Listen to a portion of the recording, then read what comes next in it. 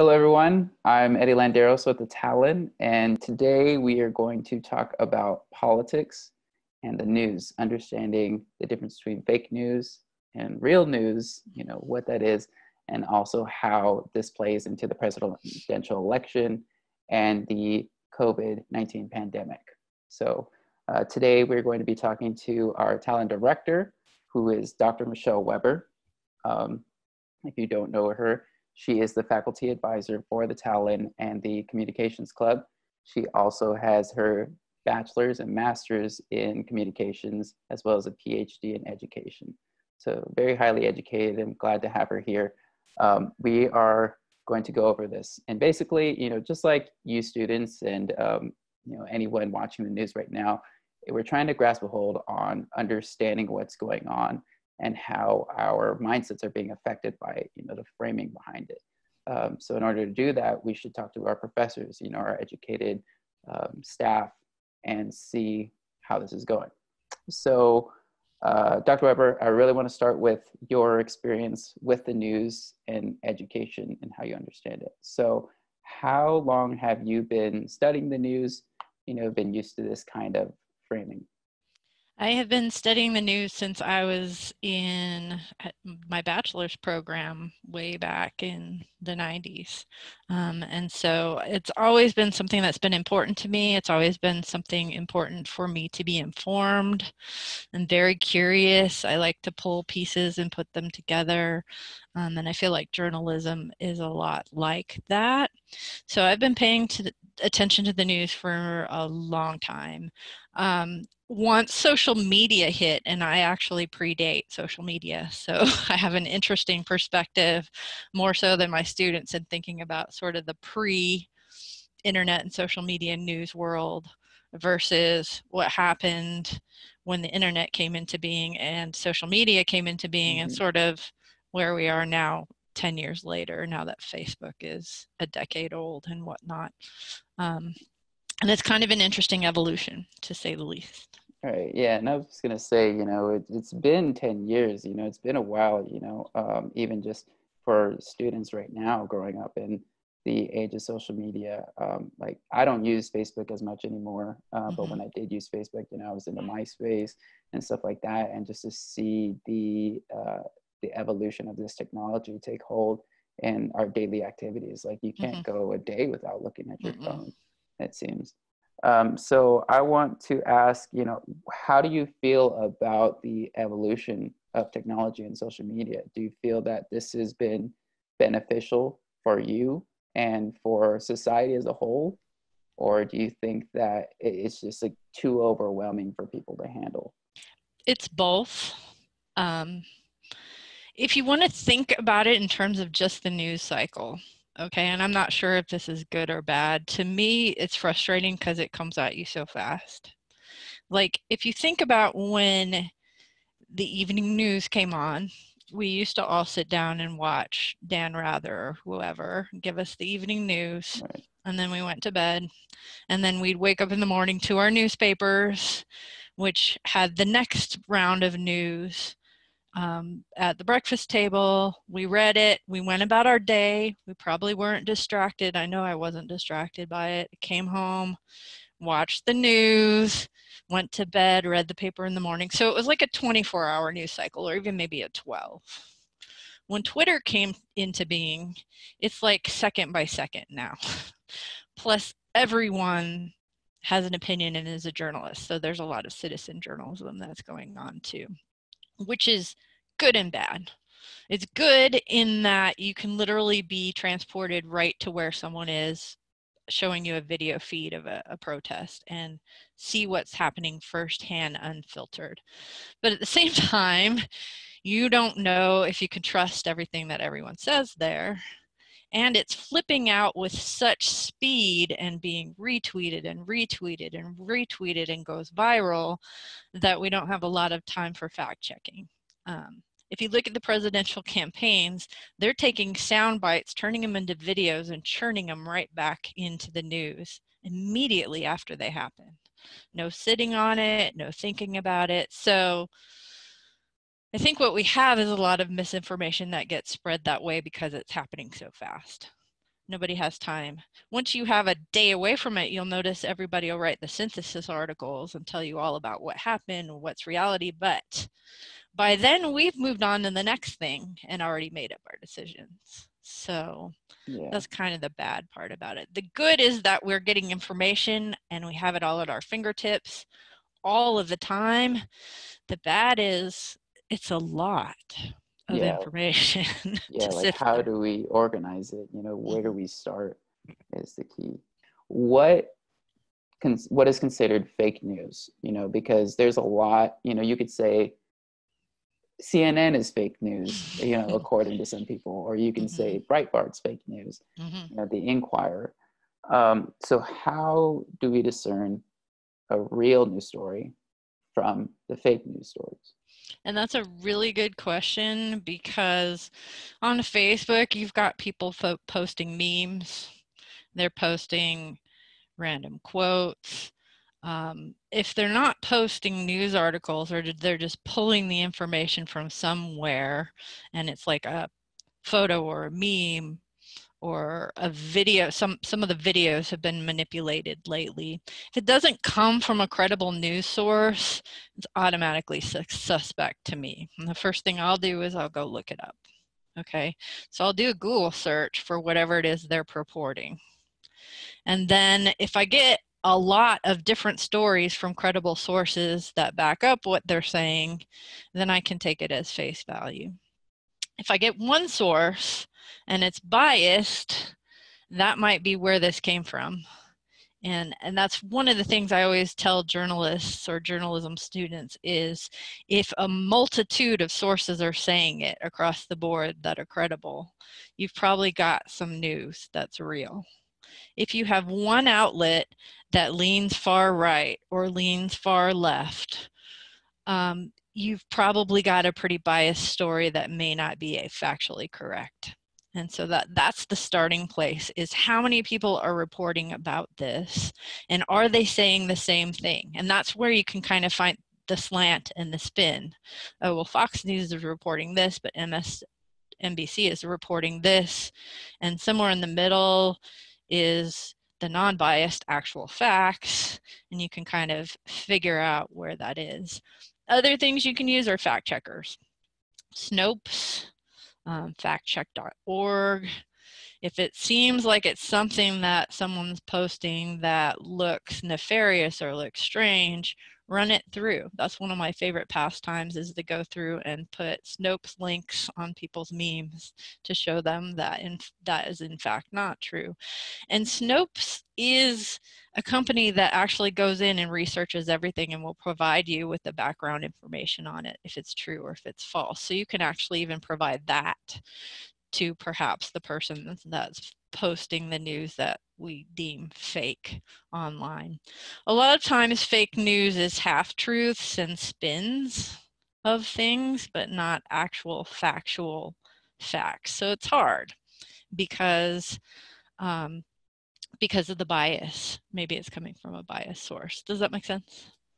Yeah, and speaking on the note of bias, we have that for our presidential election, just because, a lot of news sources that you would see that aren't typically biased are being framed as biased because of the opinions of, our president, with the decisions of fake news, with who he decides to decide, like, who is real news, who he supports, who's against him.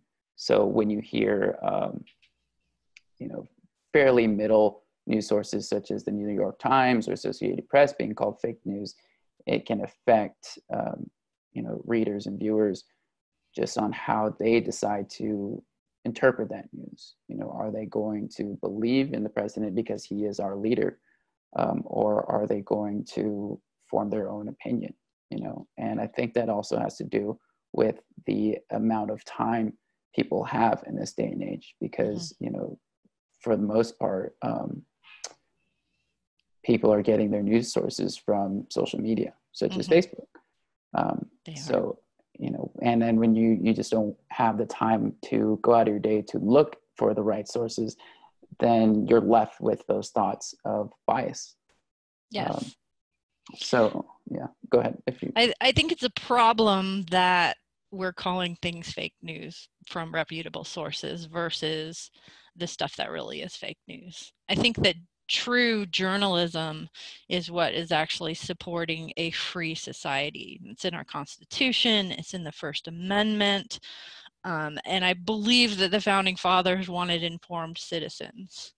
They believed it was important for us to know what's going on in the world around us. So just calling everyone who disagrees with you fake news is not supporting a free and fair society. And I have a quote. Thomas Jefferson said that if a nation expects to be ignorant and free in a state of civilization, it expects what never was and never will be.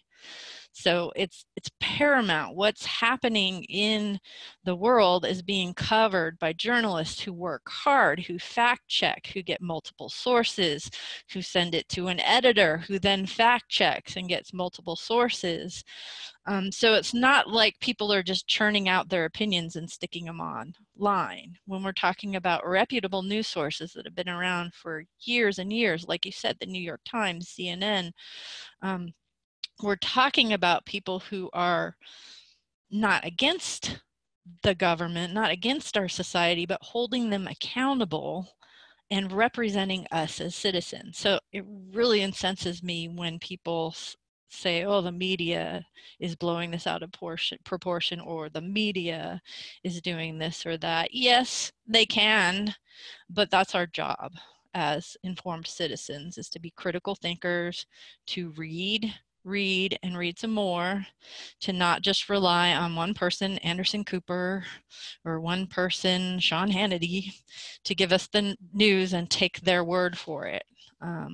The more you read, the better you're going to see the variety of viewpoints that are out there. And cable news, yeah, it's gotten pretty biased. I'll admit that. It's something that I suggest that people watch to catch up, but also to go out and dig through and do their own research, because there's no such thing as non-biased either. There's always going to be a bias, left, right. Even if you're as straightforward to the middle as possible, we all have biases, so there's going to be a bias. Now let's go on the subject of media bias with news media sites or outlets such as NBC and Fox News, and then we go to the extreme sites such as Breitbart, The Inquirer, and Occupy Democrats. We have this idea of freedom of speech and freedom of press, but as you said, nowadays it seems like it's gotten too biased, and maybe their spin is too toxic for people to understand, because you have this clash between our two political parties, and it is like we're living in two different Americas, and which we'll get into later. But I just want to ask, as a professor, and how you've been noticing, over these years with the news, do you think that we should allow these extreme media sites or these biased media sites to continue to run? Do you think they should be put in check? What are your thoughts? That's a hard one because of freedom of speech. So you want to walk the fine line where you allow things to be uncovered and for us to speak out against our government and so on. But at the same time, if a news site or even social media or a web page is completely espousing false information, it can be harmful. If you look at COVID-19, you've got the science side, and then you've got another side who says these things are not true. Mask wearing doesn't change anything. And so it could actually harm people to the point that lives are lost if we're not getting the right information out there. I don't know what the solution is to that, though.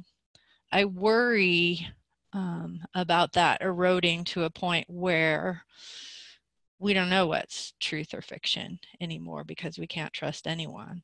And I'm hoping that we'll learn something from this as a society, that we need to institute ethical standards and be responsible for ourselves because there's a lot of misinformation that's being put out there, even by some of the major cable news networks. And it's problematic because people sort of get into that TV tunnel. They go into their, I'm watching this, therefore it's true, and they sort of develop this view of the world based on what's being put in. And until they sort of break out of that brainwashing, you have to. So yeah, it's good and it's bad. It's hard to say, yeah, let's regulate this, because you don't want to regulate freedom of speech. But at the same time, hate speech, I don't know. Facebook's allowing a lot of groups to form and plan and prepare online, and I don't think I'm all right with that. So, but does the government regulate it, or does the consumer regulate it by boycotting, or does Facebook self-regulate because it's the ethical or right thing to do? I don't know what the answer is to that. Yeah, it's something very large to dissect, because it takes a lot of institutions to come together and decide, what is harming the rights of the people, by allowing these freedoms for these media companies and these positions of power. Even when you talk about government websites now, are those credible sources? So yeah, it is a big picture kind of deal, and it takes a collective effort it should start from the home. But now that we're in college and learning in educational institutions, it really is you have to take it on as a student and as an educator, as a learner, to decide for yourself what to believe in and what to fact check. Our country, our future depends on it. So let's bring that over to the presidential debate. We have a lot to unpack this week for any of you watching there. And I'm sure because you've been watching the news as well. Everyone I talk to, personal experience is just, are you going to watch the debate? Like, did you see the debate? And these are people that I don't necessarily believe to be political in any sense of the way. It's just, they wanted to tune in because of the coverage and because, of the memes that could be gathered from it. So what was your take on the presidential debate, the first one? Okay, well, first of all, I come from a communication perspective. So I teach public speaking, I teach debate, and there are rules and there's decorum. Okay, so before anyone enters into a debate, you agree, hey, I'm going to give this person 2 minutes, I'm not going to interrupt, and so on. The debate that I watched was really hard to watch, simply because there was a lot of interrupting going on. There was a lot of talking over. The moderator didn't seem to have any control. There was a lot of misinformation that came from Trump on a regular basis that we couldn't really fact check in real time. And it just seemed to go off the rails. So it didn't, this is like, I would tell my students, this is the example of what not to do in a debate. It was just hard to watch, not much substance. I mean, like there was literally no substance that came out of that I can pull out, and just a lot of interrupting, name calling, and talking over.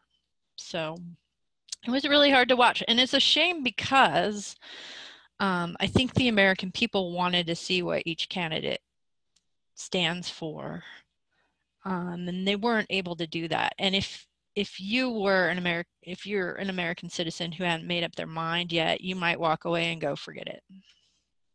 Yeah, I agree. I just don't want to do this. And that's not really fair because both of the candidates have things to say. So yeah, the debate's pretty sad state of affairs.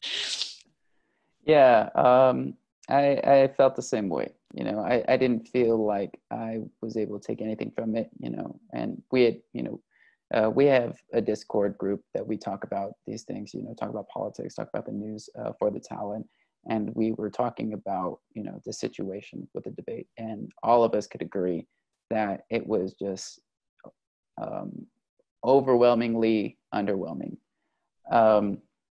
That you had to really critically listen to the conversation to tell what their policies were, where they stand, because there was a lot of interruptions and there was a lot of name calling and lack of moderation, so to speak. And nothing on Chris Wallace, he was trying to do his best job, but it was just a situation in hand and how we've unfolded in the media. It's overwhelming. But yeah, it takes a lot of critical listening to discern that. And for an average viewer, even just for us who study the news,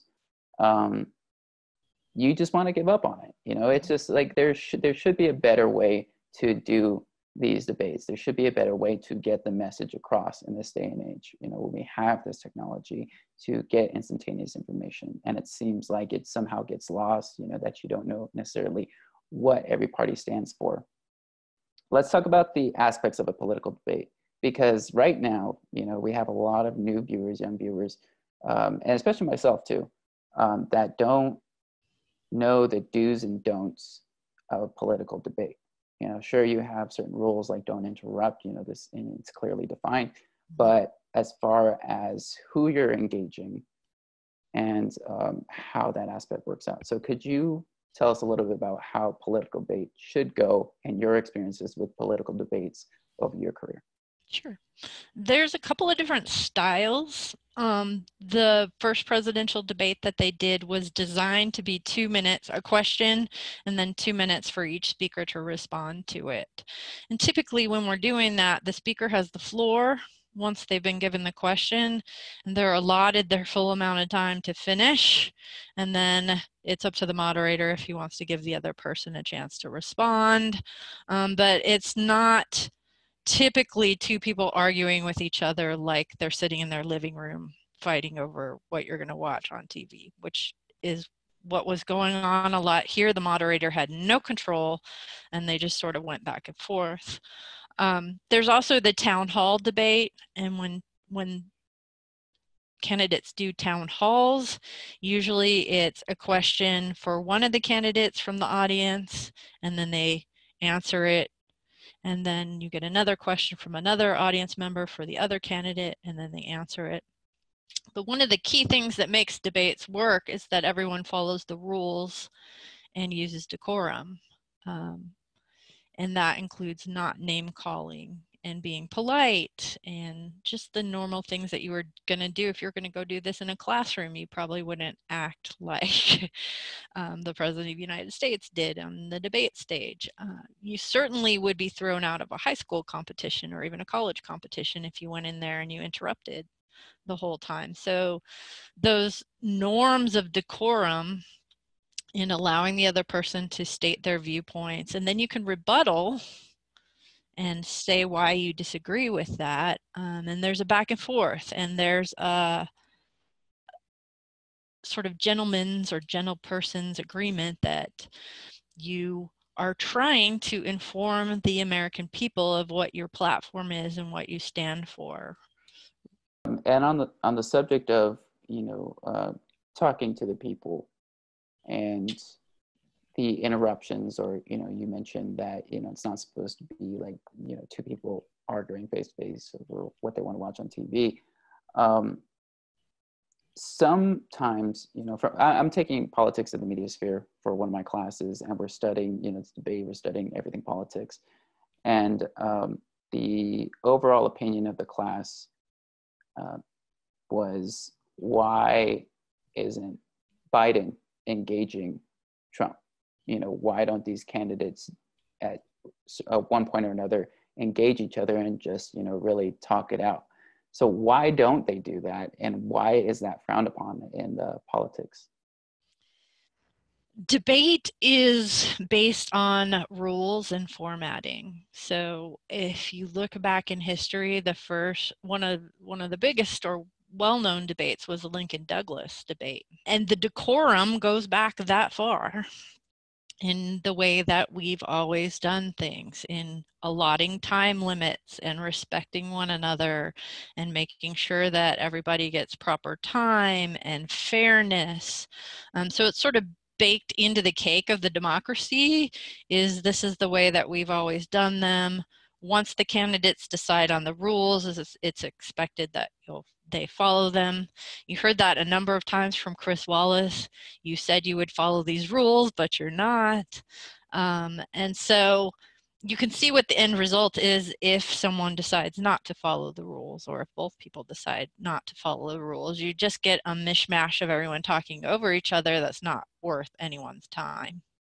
I think in the format where you're allowing the turn taking and you have the rules established, it creates a much more seamless space for candidates to share their platform and to really inform the American people of what they're voting for, which is the whole point of it, in my mind, is to have a chance for each candidate to, without interruption, say, hey, this is what I'm going to do. This is how I feel. These are the issues I care about, and so on. Now, on the subject of interruptions and being factual, we have the rules of debates. Now, both, you could argue, went against the rules of interruption, at times. Yep. Name calling and maybe even factual. What are the repercussions for this? Are there any repercussions within the political realm, within the debate, or is it just based off of the viewership? I think what you're going to get is you're going to get people weighing in on social media afterwards and saying, hey, and in the modern world, we slice and dice and we clip and we replay. So what actually happened 2 days ago, I know it seems like an eternity ago, actually, but what happened in the debate is actually going to be what gets replayed after, because our memory's short. We're like, okay, this is what happened in the debate, but once we slice and dice it and then we make it viral, that's sort of what gets distilled and what gets talked about, which is interesting because this wasn't what was happening before. Like if you look at the Kennedy-Nixon debate, that was the very first televised presidential debate. And Kennedy took makeup, and Kennedy did very well on TV, but the radio audience listened to him and thought that Nixon won. So we've kind of changed and evolved from that first presidential debate on TV. And now it's not necessarily even just the live portion of it, but I know a lot of people who watched the thing on Twitter without even watching any of it. They just watched the live tweets and the clips that were being posted. So it's sliced and it's diced and it's dissected and fact-checked, which you're going to expect. That's been around for a long time. Is after the debates, the pundits fact check. But it is something that is changing. One of the huge fake news things right before the debate was that Biden was wearing an earpiece. And that started on Facebook and went viral on Twitter and passed around and eventually got picked up by Fox News, even though it was completely false news. And so then we're going into this as viewers going, does Biden have an earpiece because the other candidate said he did, or is this false? Or, I mean, there's so many different things that are at play now with the barrage of media that it's hard to sift through it all as a media consumer.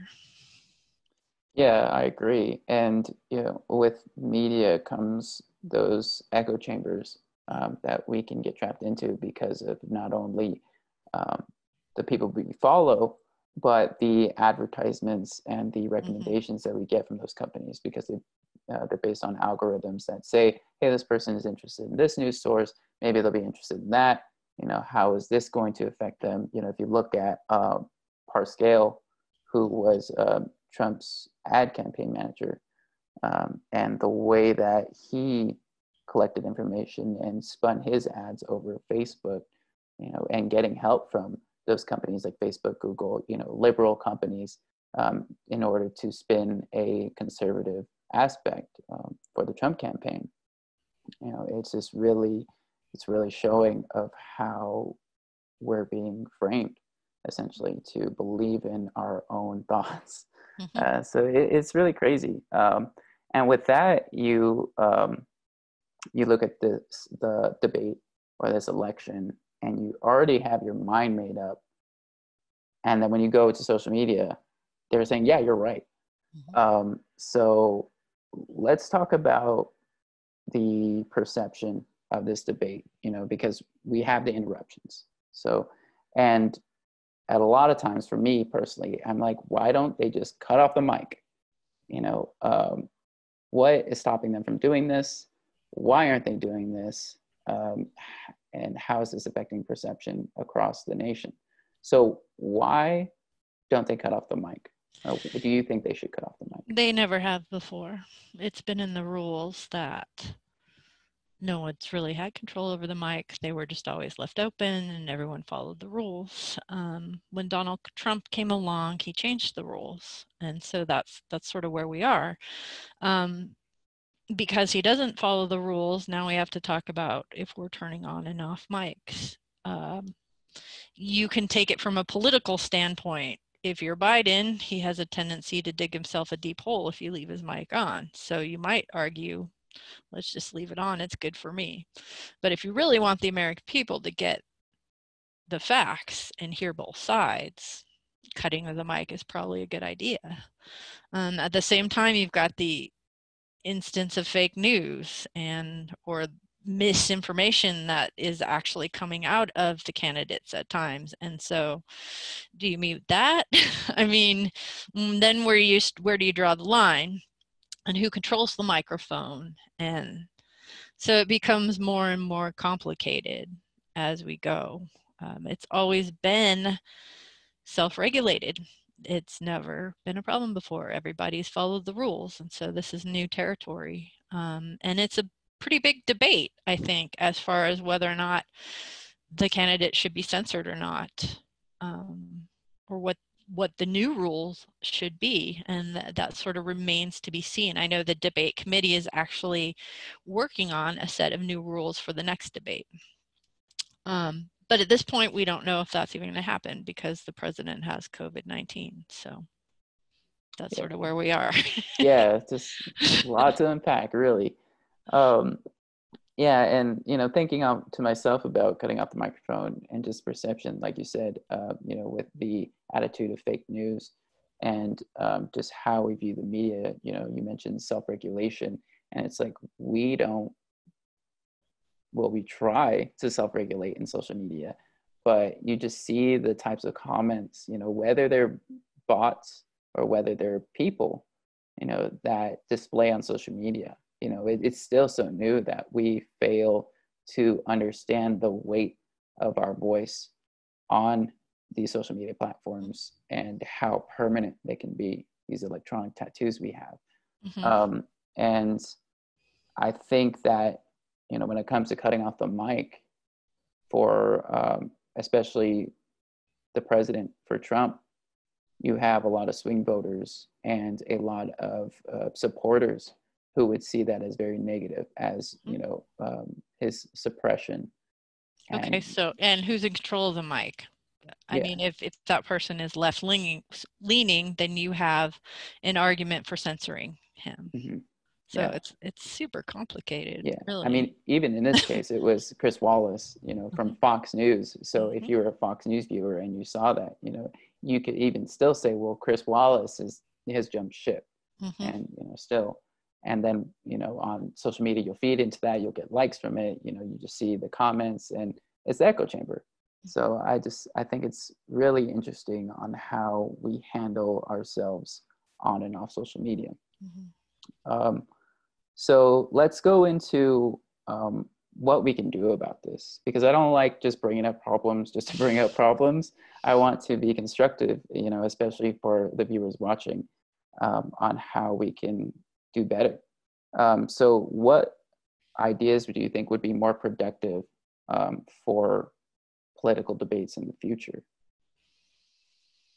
For political debates in the future, I like the town hall format personally. I know they try and do a variety of different formats, but I think that people in general behave a little bit more when they're in front of the general public, if you're a politician, because you don't want to offend your potential voters. And so I think the town hall format could potentially go better. I also think that if the candidates agree to come and tell their side of the story to the American people, they should be respectful of the other person standing across from them. If you come to Professor Newman's debate class, or if you come to anyone's debate class at MSJC, you're going to see an argument of ideas, not attacks on one another. That's what's going to help us to get to the best possible solution, or the best possible amount of information is listening to one another. If we're always talking, we're never going to learn anything. And I think that's one of the big problems with the modern world is we do not ever stop to really listen. I think one of the things that you'll see is that both sides, red, blue, left, right, we all care very deeply about our country. And if we can find that common ground somewhere, that can be our starting point instead of sitting in our echo chamber, never listening to anyone else, reinforcing our own ideas, and never sort of breaking out of that bubble. That's really dangerous when you're sort of refusing to listen to the ideas. And it's also dangerous when you're talking over everyone and enforcing your will upon them, because we all have different experiences and backgrounds and things that shape who we are, and we're not all going to agree. And I think the fact that the political climate has made things black or white, good or bad, doesn't allow for all of the arguments that are in between either, that might lead to common ground and common understanding. It's sort of a win-lose scenario that we end up in, if you know what I mean. Yeah, I completely agree. And back to freedom of speech and freedom of the press. We, like you said, we don't necessarily listen all the time for this. Our first instinct is to act and to say something, especially on social media, where it's kind of like a void. You don't, like I said, you don't hold the weight of it. So when you see news videos on YouTube or even maybe Instagram where it's like comments are disabled, we frown upon that because it's like you're suppressing our voice as people. But then when you see comments aloud, you don't see the best kind of comments. So there's this catch-22. And I also, like you mentioned with the radio and television, that was where it was just a message being delivered. And if you're a communication student, you would know this, where it's just you would deliver the message and that's it. Sure, later on you could go and express your opinion, and be active in the town hall. But now we just have the ability to interact with these messages, instantaneously. And that can be extremely volatile if we don't know how to use it properly. Correct. So do you feel that or news sites and educational sites should limit the comment section to a certain degree? Or do you think that it's more focused on educating about media literacy? If you've ever read the comments, Eddie, like I have, I just walk away shaking my head and going, don't read the comments. I get why people could argue that it's silencing freedom of speech, but it just seems that people can't control themselves and it's just more toxic than worth it.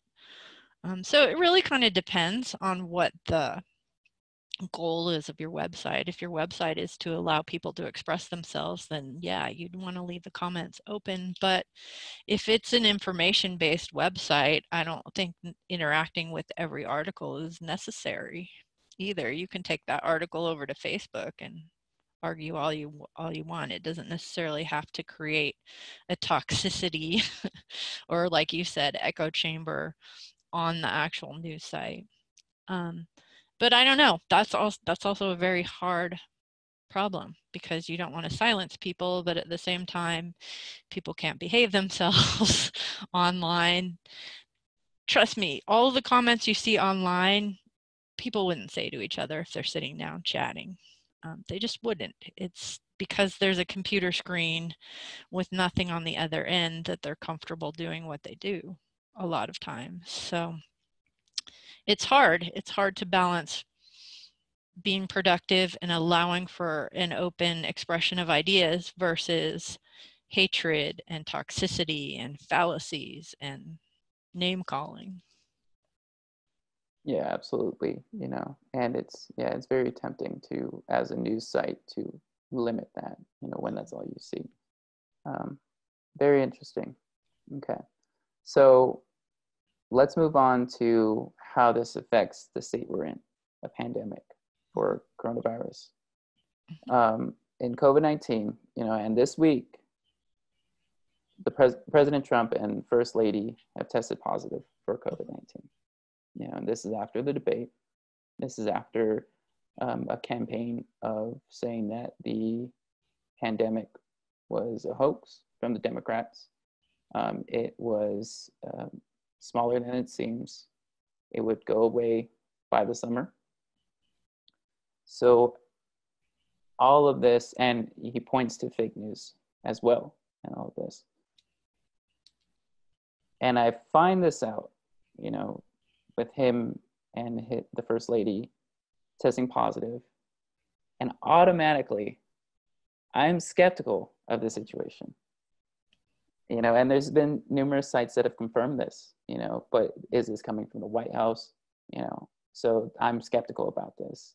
What does that say about how we're feeling about the news media sites? How do you feel about the skepticism? Are you skeptical as well? There's a credibility problem at this point in time. One of the first rules in public relations is never lie to your public. So when you start bending the truth and the facts to fit your political narrative, either side, then you begin to erode your credibility. And credibility is huge with persuasion. It's ethos, pathos, and logos. Credibility is one of the pillars or one of the foundations. When you start lying or start spinning or spreading misinformation, and that's sort of your go-to reflex as a public relations professional, you see them do it in the White House press secretary yesterday.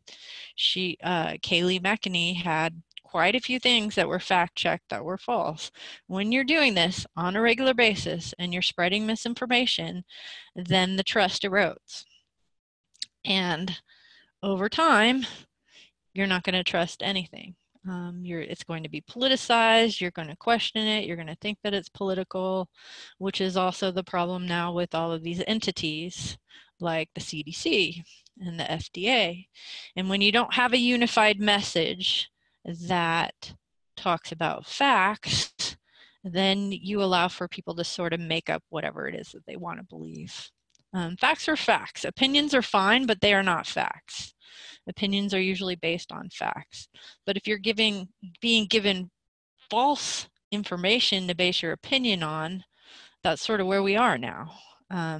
Is one side of the political spectrum is being told one thing, where the other side of the political spectrum is being told another thing.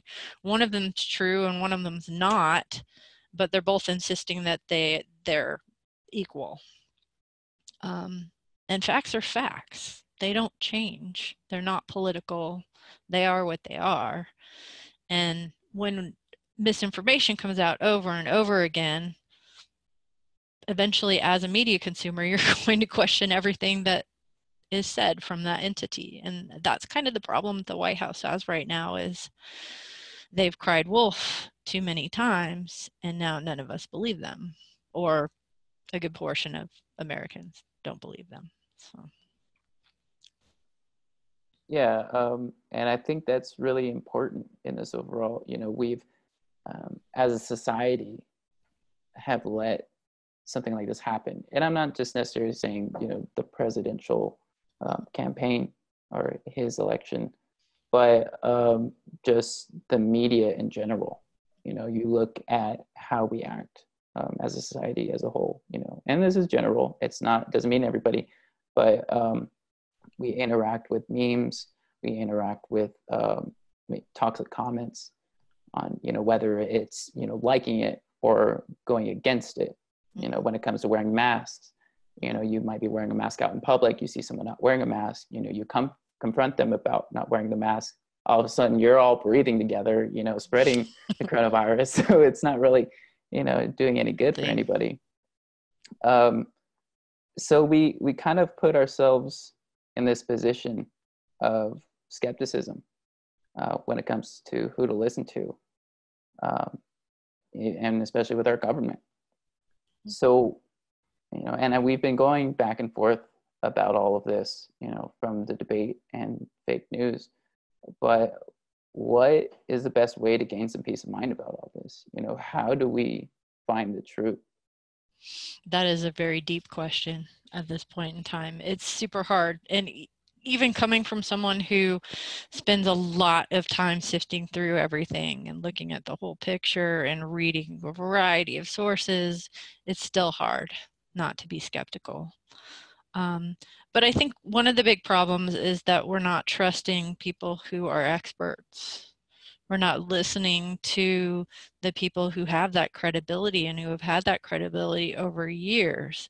Scientists, doctors, professors, even the media tries to do a good job with getting people that represent these ideas to speak about them for the most part. So I think a lot of the erosion of expertise and sort of trusting of one another who have the schooling and the background and the experience, and a lot of the crying fake news about everything has sort of eroded our trust in everyone and everything.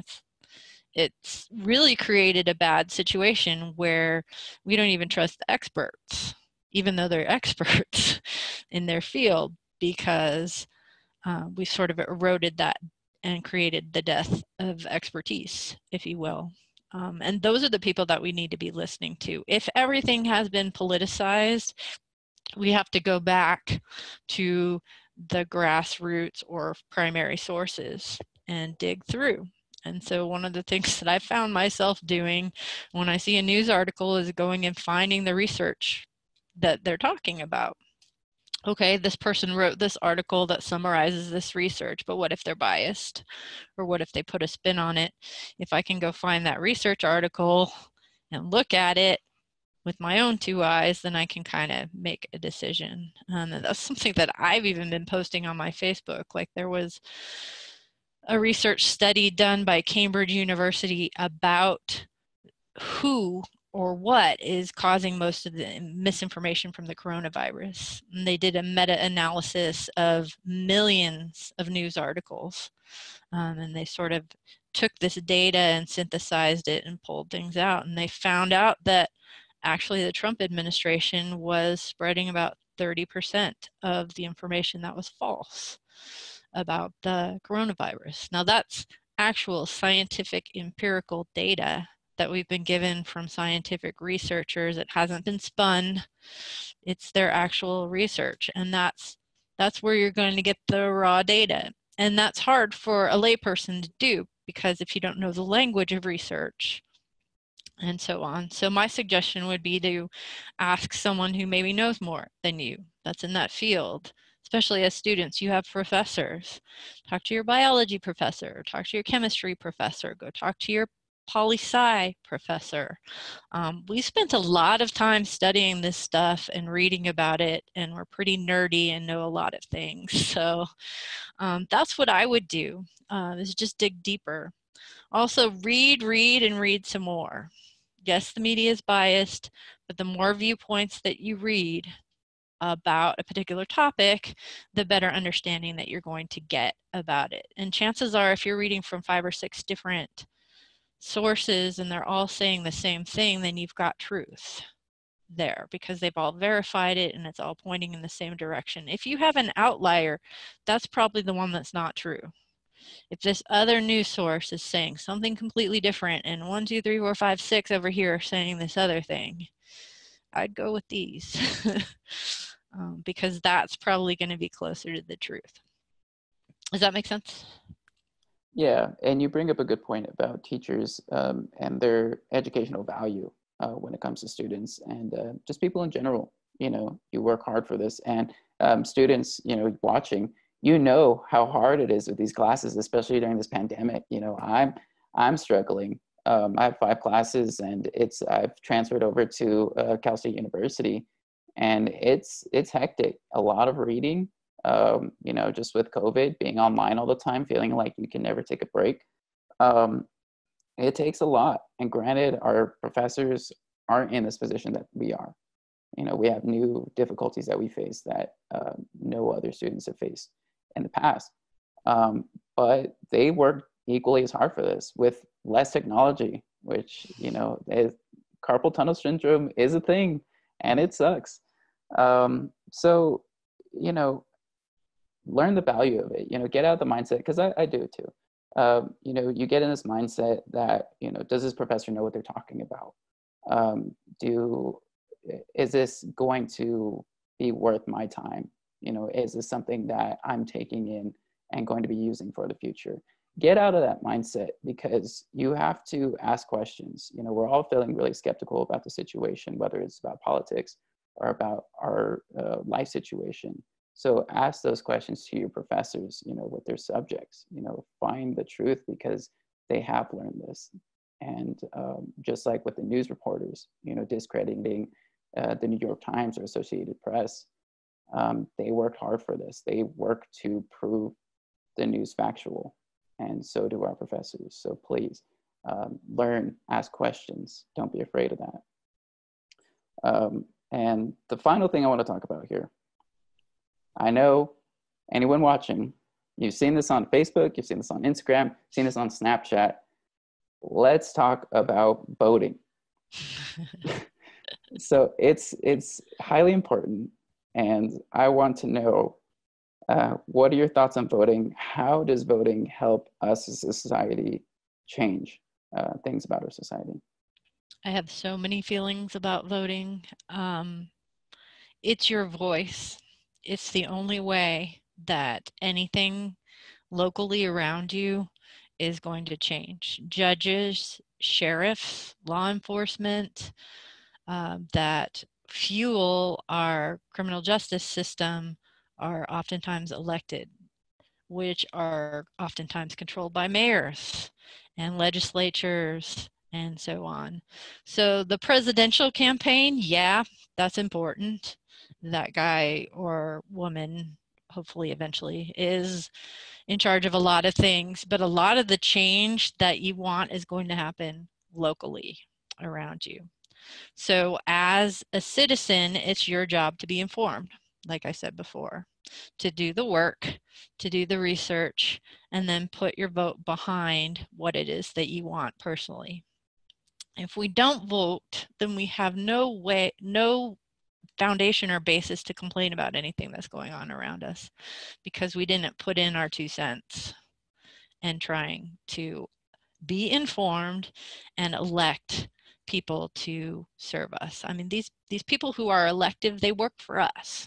They are servants of the American people, whether it be the mayor of Paris or, you know, the Riverside County Sheriff. They all work for us. And if we don't exercise our thoughts through our votes, then we're probably going to end up with things that we don't want necessarily in our community. Even propositions. I mean, all these different propositions, there's like 14 or 15 on the ballot, that you have a say in how things work in society, whether we're working towards a better planet or not, whether, you know, we're the plastic bags that was implemented a while back where we were charging for them.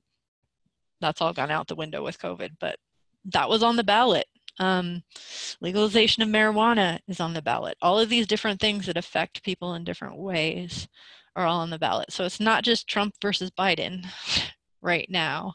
It's literally all of the down ballot races, from Senate to House of Representatives to your local legislature, to your local mayor, to your local sheriff, and even to our trustees right here at MSJC. We have I think there's several different trustees that are on the ballot right now and voting to determine how things work at the school that you go to right now. And people have fought for the right to vote. Women have fought for the right to vote. People of color have fought for the right to vote. It's a huge thing. So don't take it for granted. Gotcha. Yeah.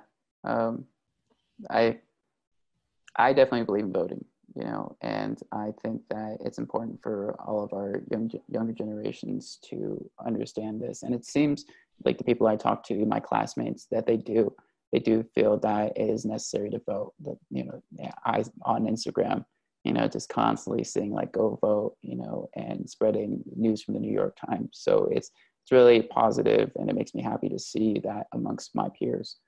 Um, but say I'm somebody who is skeptical about this whole situation. We talk about skepticism, we talk about fake news, we talk about how primitive sometimes our presidential or government actions can be. And I don't want to mess things up even further. So maybe I'm undecided about a president. Maybe I'm undecided about certain policies. Can I leave this ballot blank? Why should I vote for certain things? Okay. You can leave it blank if you so desire. If you feel just so frustrated with the two candidates that you can't vote for that, go vote for the rest of your ballot and leave it blank. However, keep in mind that I don't care which election you're going to be voting in, you're never going to be like 100% happy with any candidate.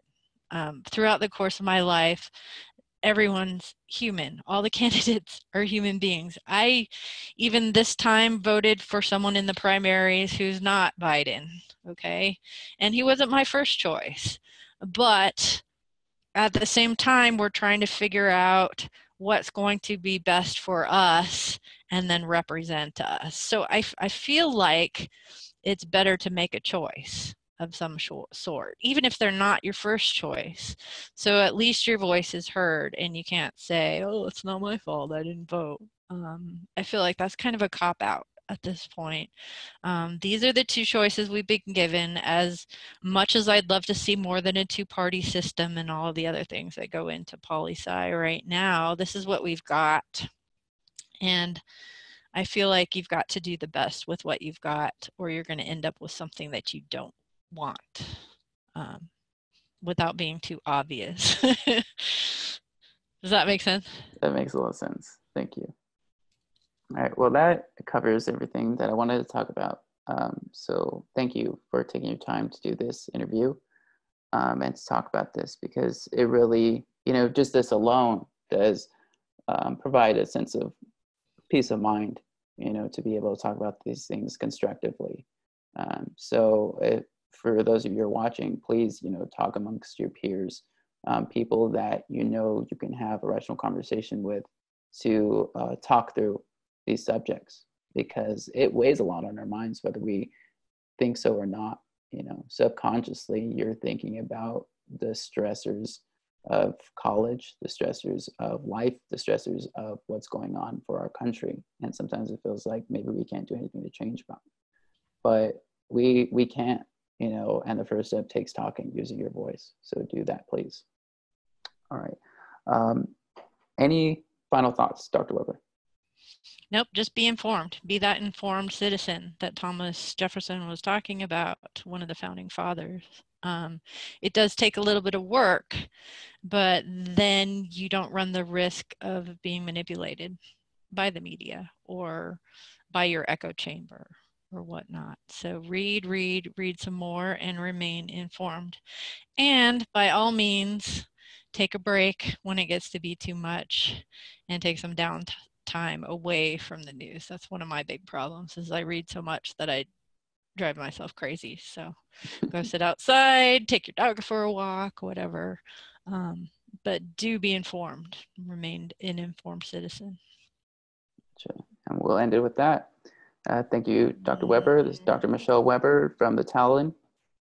And I am Eddie Landeros, MSJC Talon News. We will see you later. Thank you.